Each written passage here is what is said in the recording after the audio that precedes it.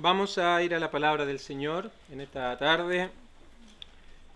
Y vamos a ir al libro de Lucas, en el capítulo número 18 de nuestra segunda lectura. Vamos a meditar entonces en esta parábola y vamos a leer el versículo 13. Lucas 18, 13. Mas el publicano, estando lejos, no quería ni aún alzar los ojos al cielo, sino que se golpeaba el pecho diciendo: Dios, sé propicio a mi pecador. Y nuestro tema para esta tarde se titula Dios, sé propicio a mi pecador. Es la oración de este hombre que se nos presenta como el publicano. Y creo que el himno que cantábamos es una hermosa y maravillosa introducción a la verdad que hoy día vamos a hablar, a la verdad de este publicano que viene delante del Señor reconociendo su condición, reconociendo su realidad, reconociendo cuánto necesita un Salvador. Y lo que tenemos aquí es una parábola. De hecho, en la versión Reina Valera y en la mayoría de las traducciones tiene un título que dice Parábola del fariseo y el publicano. ¿Qué es una parábola? Básicamente es una historia terrenal, un asunto cotidiano, un asunto que ocurre en el día a día, pero que tiene un significado espiritual. Esa es una definición muy simple de lo que es una parábola. Una historia terrenal, pero con un significado celestial. Cuando nuestro Señor hablaba en parábolas, por ejemplo, la parábola del sembrador, Él primariamente no, en absoluto, quería dar una clase de agricultura, una clase de siembra, sino más bien era una historia cotidiana para mostrarnos una verdad sublime, una verdad espiritual que tiene que ver cómo Dios obra en el corazón del hombre. Y cómo el corazón del hombre también rechaza esta verdad, prefiriendo seguir otros caminos. Entonces aquí se nos presenta una historia donde hay dos hombres. Uno se le llama fariseo, al otro se le llama publicano, pero que, como dije, hay una historia celestial, una historia espiritual que tiene que ver con dos juicios. En primer lugar tenemos el juicio que el hombre hace acerca de sí mismo y de cómo él puede tener comunión con Dios. Pero por otro lado encontramos el juicio de Dios y la verdadera realidad en la que el hombre vive delante de Dios. Así que de esto vamos a hablar en esta tarde. En primer lugar, vamos a ver ciertos contrastes que hallamos entre estos dos hombres, entre el publicano y el fariseo. Creo que todos que hemos tenido un contexto religioso hemos escuchado hablar acerca de los fariseos. Esto era un grupo religioso que no era tan numeroso como tal vez pensáramos. En su mejor momento llegaron a ser aproximadamente 3.000 personas, 3.000 hombres, que tenían un gran celo por ciertos asuntos religiosos. Eran hombres que se mostraban de una manera muy correcta, de tal manera que eran respetados por la gente. Eran admirados por su guardar tan estricto de ciertas normas, de ciertas leyes. Así que eran reconocidos, eran aplaudidos. Además, ya dije que no eran muchos y que era un grupo religioso, pero que producto de su relación con el pueblo eran personas que tenían también cierto poder político. Así que vemos a estos hombres alabados por la gente.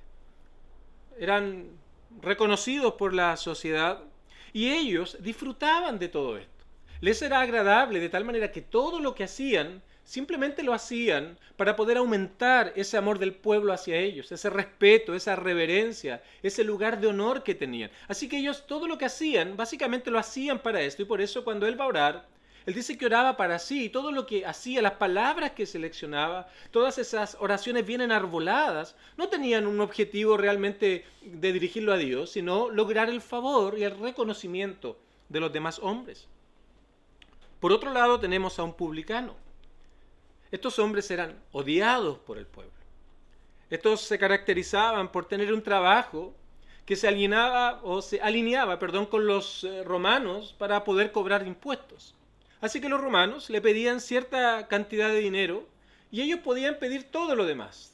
De tal manera que le entregaban la parte a los romanos y ellos se quedaban con todo el resto. Así que eran judíos que trabajaban para el imperio, así que los demás judíos los odiaban. Realmente era tanto el odio porque eran aprovechadores también, que se iban caminando por un lado de la calle, lo que hoy día tendríamos la vereda, y si venía otro hombre, lo miraba y lo reconocía que era publicano, un cobrador de impuestos, iba a cruzar la calle para no estar cerca de este hombre. Ese era el nivel de odio, de desprecio a los cuales estaba expuesto constantemente un publicano. Y la Biblia nos presenta a uno de los apóstoles de nuestro Señor, que era un cobrador de impuestos. Su nombre era Mateo, Leví, como es conocido en el Nuevo Testamento. Así que, bueno, aquí tenemos, en primer lugar, quiénes eran estas personas. Tenemos a un fariseo, tenemos a un publicano, y vemos que claramente había un contraste a nivel de personalidad. Eran diferentes. Uno era amado y respetado por el pueblo, otro era odiado y menospreciado por el mismo pueblo. Pero hay otro contraste que encontramos aquí, que tiene que ver con sus actitudes. Porque nos dice el relato que el fariseo estaba, dice, puesto en pie. Él estaba cercano a donde estaba. De hecho, la historia se nos presenta en el templo. Así que este templo, que estaba dividido en 3 grandes áreas, estaba en la parte más externa, donde podía entrar el pueblo, porque el segundo lugar, que es el lugar santo, era reservado a los sacerdotes, y el último lugar era reservado solo al sumo sacerdote, quien una vez al año podía entrar. Así que estaban en el área más externa de lo que era el templo, y es allí donde se presenta toda esta historia. O era a las 9 de la mañana, o era a las 3 de la tarde, los horarios de las oraciones públicas. Así que él estaba allí, en medio de todo esto, y era tan reconocido que si él no se iba a poner en pie, la gente se lo iba a pedir, porque la gente quería oír qué tenía que decir, cómo él iba a orar. Porque de verdad tenían palabras muy, muy preparadas, frases muy enarboladas, de tal manera que llamaba la atención de quienes lo oían. Así que él estaba cerca, estaba allí puesto en pie, y él oraba consigo mismo. Y de esta manera él lo hacía, es presentado aquí. Dios, mira cómo él dice que oraba para sí mismo, pero él toma el nombre de Dios para poder impresionar a los demás, pero básicamente se estaba orando a sí mismo, todo lo que hacía lo hacía para él. Y él comienza su oración diciendo Dios, pero sin ningún sentido real ni verdadero. Y comienza a mostrar el egoísmo en su oración. Te doy gracias, porque no soy como los otros hombres, ladrones, injustos, adúlteros, ni aún como este publicano. Ayuno 2 veces a la semana, doy diezmos de todo lo que gano. Seguro que él no mentía. Seguro que él no, externamente, la gente no lo veía robar. Tal vez no había podido ser acusado de adulterio, del hecho externo, del mandamiento literal. Tal vez aparentemente no actuaba con injusticia, así que la gente escuchaba esa oración y basado en lo que conocían de él, decía, claro, esta es realmente una biografía de este hombre. Ayunaba 2 veces a la semana, dice, doy diezmo de todo lo que gano. Así que este hombre aparentemente a la luz de los hombres estaba perfectamente bien. Ninguna necesidad de arrepentimiento, ninguna necesidad de un salvador, porque toda su vida giraba en torno a sus propios esfuerzos, a sus propios méritos, a su propia justicia. Y aquí encontramos ahora al publicano. Estamos viendo los contrastes iniciales para luego ir a ver el asunto central del mensaje esta tarde. Tenemos a un publicano que él estaba lejos, dice el versículo número 13. En esa área común, externa, él estaba en un lugar remoto. Él no quería ser conocido. Él no quería que la gente lo viera. Él no quería ser reconocido por los demás. Este hombre tenía un solo objetivo, este hombre tenía un solo propósito. Quería orar a Dios. Así que en primer lugar estaba lejos. Y estaba tan avergonzado, dice el verso 13, que no quería ni aún alzar los ojos al cielo. Y oraba, Dios, sé propicio a mi pecador. Y se golpeaba el pecho mientras hacía esta oración. Entonces, una vez más, vemos este contraste entre el fariseo y el publicano.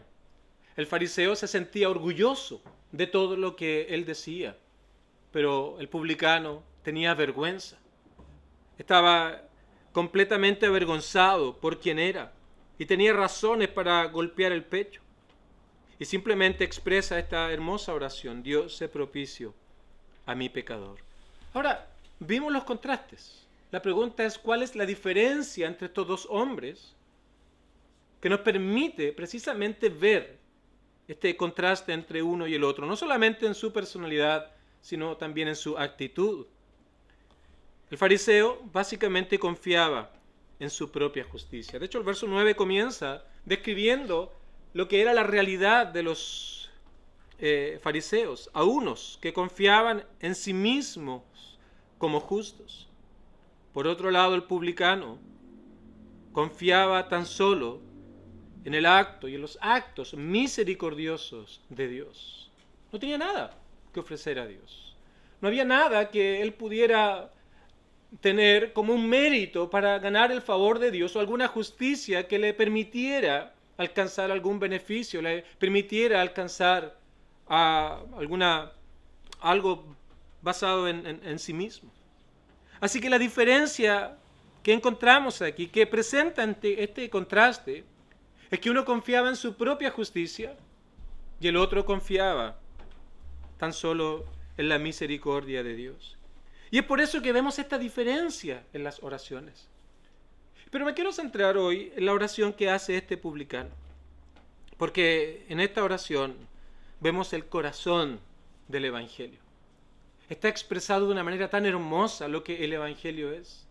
6 palabras, 6 simples palabras que se nos traducen aquí, pero que encierran la más grande verdad que nosotros podemos conocer, que nosotros podemos entender. Y precisamente en el entendimiento de estas verdades, en la comprensión real y verdadera de lo que es el Evangelio, es donde radica precisamente el medio por el cual el hombre puede alcanzar salvación y vida eterna. Hay una tremenda lección que encontramos aquí para cada uno de nosotros. Y vamos a ver esta oración entonces. Dios, sé propicio a mi pecador. Fueron las palabras, las simples palabras, mientras con vergüenza las decía de este hombre, que le valió precisamente, como dice el versículo número 14, ser justificado delante de Dios. Entonces, toda esta historia nos responde a la siguiente pregunta: ¿cómo el hombre puede ser justificado delante de Dios? Y va a contrastar las propias obras de justicia de un hombre versus la confianza total, plena y absoluta en Cristo como aquel que puede reconciliarnos con Dios. Así que para entender esto, vamos a separar esta oración para ver cómo el Evangelio se presenta de una manera tan hermosa. El Evangelio, estos grandes fundamentos que son la sustancia del Evangelio, en primer lugar, ya lo hemos dicho, nos habla de Dios, de quién es Él, nos habla de nuestra realidad, nos habla de la obra de Cristo, nos habla del llamado al arrepentimiento y a la fe. Y todo esto está en estas simples palabras: Dios, sé propicio a mi pecador. Así que en primer lugar, vamos a ver cómo él comienza esta oración y cómo la termina. Dice: Dios a mi pecador. Mira las palabras que él está pronunciando aquí: Dios, y luego reconoce su condición delante de Dios.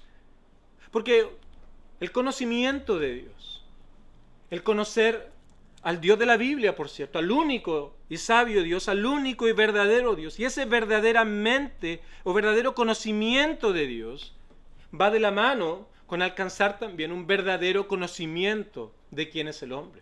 En otras palabras, jamás podríamos conocer la realidad del hombre, jamás podríamos conocer nuestra propia vida, las inclinaciones de nuestro corazón, la vida que nosotros llevamos, y entender realmente quién es el hombre si en primer lugar no entendemos y no comprendemos quién es Dios. Y eso es lo que se nos está presentando en esta oración.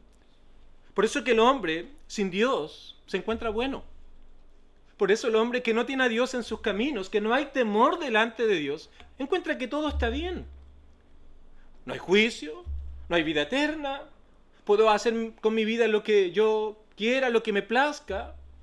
¿Por qué? Porque no hay un entendimiento del hombre y de las implicancias y las consecuencias de esa vida que llevamos. Porque si no está Dios en nuestros caminos, ¿contra quién pecamos? Si no está Dios en nuestros caminos, ¿cuáles son las normas y las leyes que se nos mandan a obedecer? no existen. Por lo tanto, el hombre ahora se convierte en el dueño de su propia vida. Se convierte en el soberano. De tal manera que esa misma circunstancia que se dio en el huerto del Edén se da con cada uno de los hombres. El mismo hombre entonces se siente dueño y capaz de decidir aquellas cosas que son buenas o malas. Pero un verdadero entendimiento de Dios, una verdadera comprensión acerca de Dios, va acompañada de un verdadero conocimiento acerca del hombre. Y eso es algo importante que debemos nosotros entender. Porque estos fariseos, estos hombres, claramente no tenían una comprensión de Dios. Porque no podían ver su pecaminosidad. No podían ver su realidad de cuán lejos estaban de Dios y que las obras de justicia, por muy buenas que según nosotros sean, delante de Dios son como un trapo de inmundicia. Un trapo que simplemente es para tirar a la basura, de nada sirve. Entonces, a raíz de esta verdad, es que nosotros podemos comprender una cosa, que el publicano conocía quién era Dios. Conocía quién era Dios. Y es a la luz de esta verdad es que él no solamente es capaz de decir Dios, sino reconocer cuál es su condición delante de Dios. Dios, y luego reconoce que él es pecador. Por otro lado, el fariseo no conocía a Dios. No conocía realmente quién era Dios. Había fraguado en su mente una propia idea acerca de Dios, simplemente para poder mantener el amor del pueblo hacia ellos. Ningún interés, ninguna realidad en su mente acerca de Dios. Por lo tanto, este fariseo simplemente seguía en pecado. Y por eso nuestro Señor les llama a estos hombres sepulcros blanqueados por fuera, pero por dentro no son más que huesos podridos. Así que lo primero que vemos en esta oración es que este publicano sabía quién era Dios, comprendía la santidad de Dios y cuánto ofende desobedecer las normas de Dios. Y sabía que Dios era justo y debía castigar ese pecado, que Dios era justo y debía tratar con esa maldad y con esa desobediencia. Este hombre, este publicano, este despreciado de la sociedad, sabía quién era Dios. Y eso le llevó también a conocer su realidad delante de Dios, no delante del hombre. Los hombres lo odiaban por lo que hacía, pero este hombre reconocía que era pecador delante de Dios porque había ido en contra y vivido en contra constantemente, no de la gente, sino de Dios. Porque muchas veces el pecado lo vemos de manera errada. Pensamos que pecamos contra las personas y olvidamos que el pecado es contra de Dios, de manera primaria. Dios a mi pecador. Y encontramos allí dos fundamentos del Evangelio. Pero cuando vamos a la parte que está en medio de esta oración, nos encontramos con la verdad gloriosa de la obra redentora de Cristo en la cruz del Calvario. Dios, sé propicio a mi pecador. Así que este hombre, este publicano, a diferencia del fariseo, no solamente estaba consciente de su pecado, sino sabía una verdad tremenda, una verdad gloriosa, una verdad maravillosa. Sabía que este Dios santo y justo, en su gran amor y misericordia, había provisto un medio para reconciliarse con el hombre. No solo sabía que Dios era santo y justo y debía castigar el pecado y él era pecador y estaba condenado, sino también sabía lo que Dios había hecho para reconciliar al hombre con Dios. Y eso es lo que nos dice esta oración, nos muestra esta verdad. Dios, sé propicio a mi pecador, ten misericordia de mí, sé bondadoso, ten compasión de mí, fueron las palabras de David que fueron repetidas por este hombre, por este publicano. Pero para entender esto, tenemos que ir al Antiguo Testamento, para que podamos entender qué está diciendo con estas palabras, sé propicio. Ya mencioné que el templo tenía 3 grandes áreas: los atrios, el lugar santo, el lugar santísimo. Y en este último lugar, donde entraba el sumo sacerdote una vez al año, encontramos lo que se llama el Arca del Pacto. Era una caja de 1 metro por 60 centímetros por ahí, que era de madera, cubierta de oro. Pero En particular tenía una forma que nos muestra ciertas cosas. Todo esto nos habla de Cristo, no vamos a expandir esto hoy día. Simplemente quiero tomar en consideración que esta caja era cubierta por una tapa, a lo que se le llama el propiciatorio. Y dentro del el arca del pacto estaban las tablas de la ley. Así que pensemos, una caja no muy grande. Dentro estaban las tablas de la ley, los 10 mandamientos. Tenía una cubierta y sobre estas cubiertas habían 2 ángeles que estaban tocando sus alas y mirando hacia adentro, hacia lo que estaba dentro del arca del pacto. Entonces no sé si lo podremos tener en nuestra mente, porque es importante lo que vamos a ver acá. Cito, los ángeles mirando, y allí se creía que estaba, o veíamos, una presencia simbólica de Dios. Eso es lo que encontramos en el Antiguo Testamento. Entonces esa tapa se le llama el propiciatorio. Ahora, ¿qué significa aquello? ¿Qué nos dice esto? ¿Cuál es la oración que está haciendo aquí este hombre en relación a estos asuntos? Como dije, una vez al año, el sumo sacerdote llegaba a aquel lugar para esparcir la sangre de un animal que había sido sacrificado en el exterior de los atrios. Entonces, derramaba la sangre en ese lugar.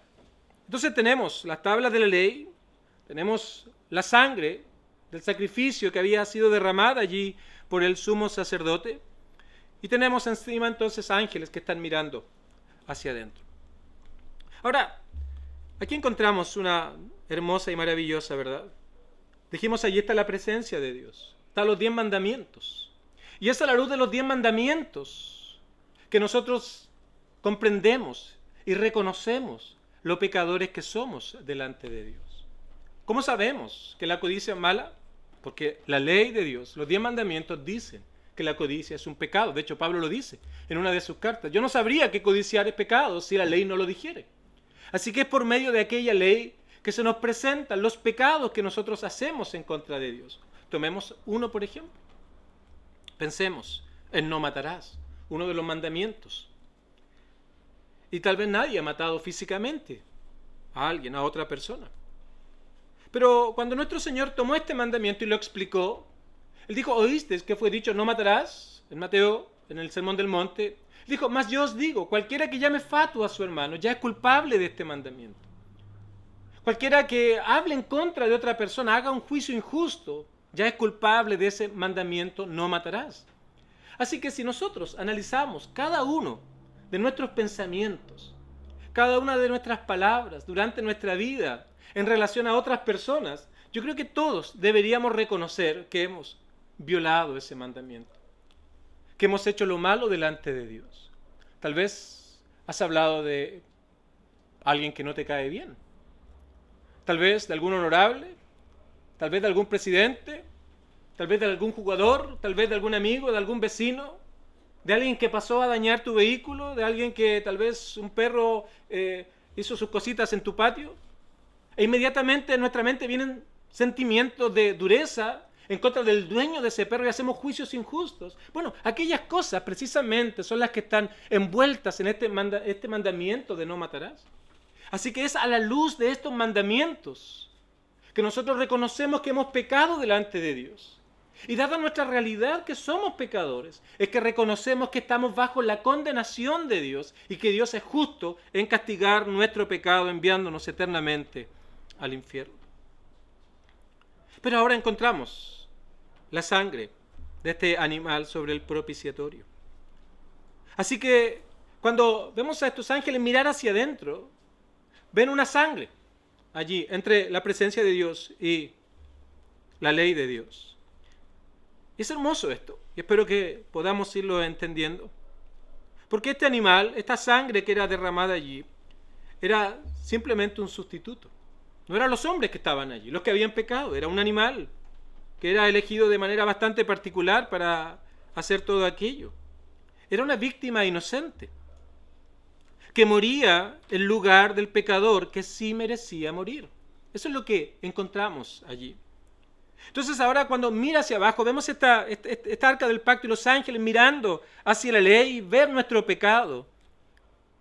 Lo que ve ahora es la sangre del Cordero inocente. Entonces, volvamos a la oración ahora. Porque lo que este publicano, este despreciado del pueblo está haciendo es una oración muy, muy profunda. Porque expresa la fe en el único camino de salvación que el hombre tiene, por el cual puede estar en comunión con Dios, por el cual puede ser reconciliado con Dios, por el cual puede hallar perdón de pecados y vida eterna.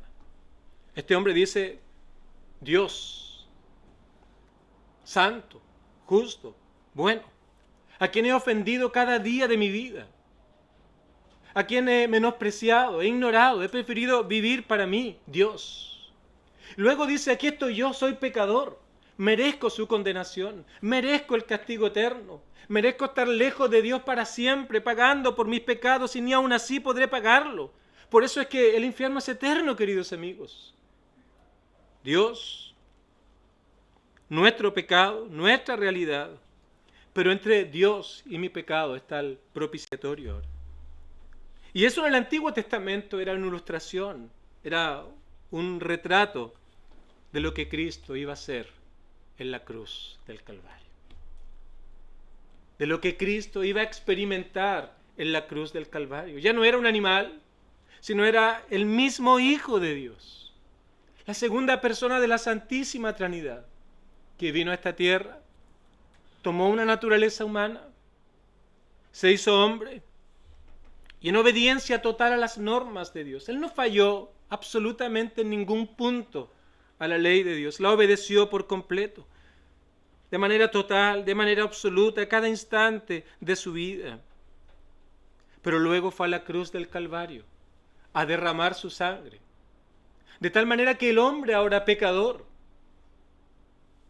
de tal manera que el hombre que está lejos de Dios, ese hombre que no puede hacer nada por su propia salvación, por mucho que se esfuerce, ahora por medio de él pueda ser reconciliado con Dios, pueda hallar perdón de pecados y pueda hallar vida eterna.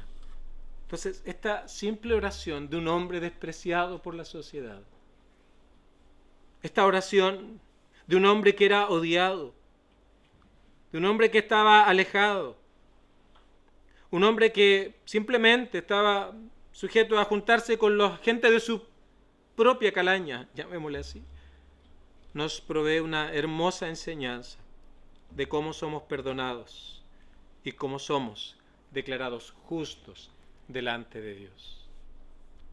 Porque Dios sigue demandando justicia, Él es un Dios inmutable. Así que si hemos de ser reconciliados con Dios y si hemos de estar en comunión con Dios, debemos todavía ser justos, algo que es imposible para el hombre. Pero son hermosas las palabras del apóstol en 2 de Corintios, en el capítulo número 5, cuando nos presenta esta maravillosa verdad.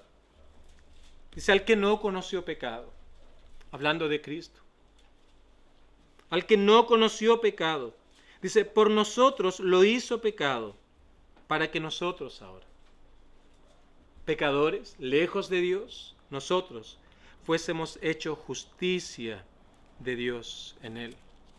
Así que cuando venimos delante del Señor en arrepentimiento y fe, reconociendo nuestra pecaminosidad, reconociendo nuestra realidad, reconociendo que somos pecadores y no hay esperanza para nosotros basado en nuestros propios méritos, cuando venimos delante de Él en arrepentimiento y fe, reconociendo que tan solo por Cristo podemos ser salvos, en ese momento entonces la justicia de Cristo se nos imputa a nosotros. De tal manera que delante de Dios ahora somos justos y podemos estar en comunión con Dios, podemos relacionarnos con Dios, podemos orar, podemos cantar, podemos vivir la vida que Dios demanda, porque producto de esta nueva realidad y esta nueva comunión ahora deseamos agradar a Dios, producto de la nueva vida que se nos ha dado. Pero todo aquello tan solo es en los méritos y en la justicia de nuestro amado Salvador. Y eso es lo que dice este hombre. Y nos presenta el Evangelio. Dios, la realidad del hombre que es pecado, pero nos presenta a Cristo, que por medio de su obra redentora en la cruz del Calvario. Ahora cuando Dios nos ve, ya no ve nuestro pecado, sino ve la justicia imputada de Cristo, que por medio de su sacrificio en la cruz del Calvario Y la medida que nosotros nos acercamos a Él confiando en su obra redentora, nos es dada a nosotros. Y ahora entonces somos justos, santos delante del Señor. No hay otra manera. No hay otra forma. Si no, mira a este fariseo. Ante la sociedad era un hombre digno de aplauso.